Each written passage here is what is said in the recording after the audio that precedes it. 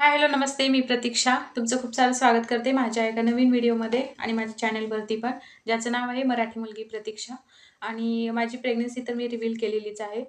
तर मला first trimester म्हणजे पहिले 3 महिने काय त्रास झाला किंवा मला आता सध्या कोणता मंथ सुरू आहे आणि माझे इयरली सिम्प्टम्स काय होते किंवा मला कधी समजलं की मी प्रेग्नंट आहे, असे ह्या सगळ्या प्रश्नाची उत्तरे मी तुम्हाला ह्या व्हिडिओमध्ये देणार आहे. तर व्हिडिओ शेवटपर्यंत पहा. आवडला तर लाईक करा आणि चॅनलवर नवीन असाल तर चॅनलला नक्की सबस्क्राईब करा. तर चला आता व्हिडिओला सुरुवात करूया. तर 4 वीक प्रेग्नन्सीचे 4 वीक म्हणजे कन्सीव्ह झाल्यानंतर 4 वीक म्हणजेच तेच पहिला महिना असतो आपला. तर पहिल्या महिन्यात कोणाला माहीतच नसते, की आपल्याला कन्सीव्ह झालेला आहे किंवा आपण प्रेग्नंट आहोत म्हणून असं. 4 वीक पालटल्यानंतर आपण ज्यावेळेस टेस्ट करतो त्यावेळेसच आपल्याला समजतं, की आपण असं-असं प्रेग्नंट आहोत म्हणून. मग मी पहिल्या महिन्यामध्ये भोपाळला गेले होते. भोपाळला गेल्यानंतर म्हणजे चौथ्या आठवड्यात मी भोपाळला असेन.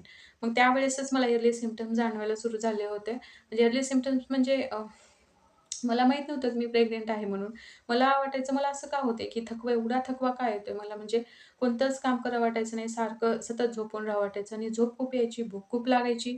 मी तरी म्हणायचे म्हणजे मला मनातल्या मनात म्हणायचे, "एवढं मी जास्त जेवणच नाही हो." म्हणजे माझं डॉक्टरांनी मला अगोदर कन्सीव्ह करण्यासाठी वेट कमी करायला सांगितलं होतं. मग मी मी एवढं का खाते? मला असं वाटायचं तरी पण. मग भैय्या तिथं रूम करून राहतो, भोपाळला राहतो तो. त्यामुळे मग आम्ही तिथे त्याच्या एक्झाम सुरू होत्या. त्यामुळे आम्हालाही सुट्ट्या लागलेल्या होत्या दोघांनाही.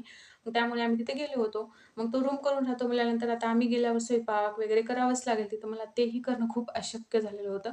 कारण ते मग म्हणजे शक्यच नव्हतं. मी सारखं झोपून राहायचे.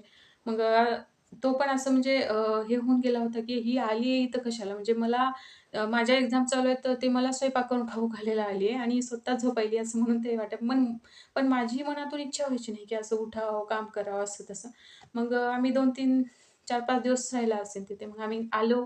त्यावेळेस मला 5वा आठवडा सुरू होता. म्हणजे 5वा आठवडा म्हणजे ऑब्व्हियसली आपल्याला दुसरा मंथ सुरू झाला होता आणि माझी डेट मिस होऊन पुढे 10 दिवस गेलेले होते डेट मिस होऊन. तिकडेच डेट मिस झालेली होती माझी. मग नंतर मला इथं आल्यानंतर कळालं म्हणजे ज्यावेळेस मी प्रेग्नन्सी टेस्ट केली किट आणून, त्यावेळेस मला समजलं की हे प्रेग्नन्सीचे इयरली सिम्प्टम्स होते आणि एवढा थकवा, एवढं झोप येणं आणि किंवा एवढं भूक लागणं, हे इयरली सिम्प्टम्स होते. म्हणजे पहिल्या महिन्यातले हे सिम्प्टम्स होते. इथं आल्यानंतर ज्यावेळेस आपण किट आणून मी चेक केलं, त्यावेळेस मला हे समजलं. मग दुसरा महिना लागला. टेस्ट केलं मी. अगोदरच पिरियड मिस होऊन 10 दिवस झालेले होते. मग मी टेस्ट केल्यानंतर टेस्ट केल्यानंतर मला म्हणजे अ, आम्हाला विश्वास बसना गेला दोघांना पण. मग आम्ही परत एकदा किट आणली आणि मग टेस्ट केलं. मग 3-4 दिवसांनी मी डॉक्टरांकडेच गेले, की कन्फर्म तरी करावं म्हणून. मग आमची अगोदरच ट्रीटमेंट तिथेच सुरू होती. 2-3 महिने झालं म्हणजे ते कन्सीव्ह करण्यासाठी आम्ही प्लॅन करतच होतो आणि तिथेच ट्रीटमेंट सुरू होती. म्हणजे फॉलिक ॲसिडचे टॅबलेट वगैरे 3 महिने अगोदर आणि ते एक दिवसाआड सोनोग्राफी वगैरे 2 महिने आम्ही पूर्ण ट्रीटमेंट घेतलेलीच होती तिथे. मग आम्ही गेल्यानंतर त्या मॅडम चेक केल्या आणि त्या म्हणल्या, "हो आहे." तर डॉक्टरांनी सांगितलं, की सुरुवात आहे आणि त्यांनी मला टॅबलेट दिल्या आणि सांगितलं असं-असं, की ओझं उचलू नको जास्त आणि ट्रॅव्हल करू नको म्हणून. आणि सांगितलं, की "अजून 10 दिवसांनी ये. मग आपण तुझी फर्स्ट सोनोग्राफी म्हणजे एन-टी स्कॅन करून घेऊयात." असं डॉक्टरांनी मला सांगितलं त्या मॅडमनी.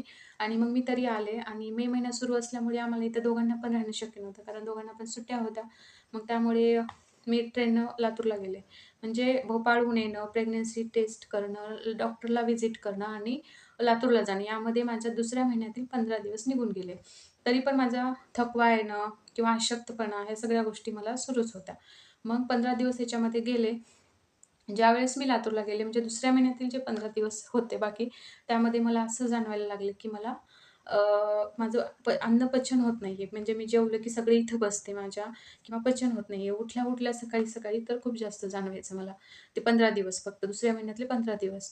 मग मी उठल्या-उठल्या काय करायचं, एक कोणतंही बिस्किट असंच खायचं चगळत-चगळत. त्याने जरा बरं वाटायचं आणि लवकर जाग यायची मला 4-5 वाजता जाग यायची. कारण ते इथं बसलेलं असायचं आणि आणि लघवी पण असं आपल्याला लवकर-लवकर यायची. मला तसंच व्हायचं, की 5-5 मिनिटाला आता रात्रीतून मला 5-6 वेळा उठावं लागायचं. पहिल्या मंथपासूनच मला हे सुरू होतं आणि ते पण इयरली सिम्प्टम्सच होतं. मग त्याच्यामुळे मला लवकर जाग यायची 4-5लाच.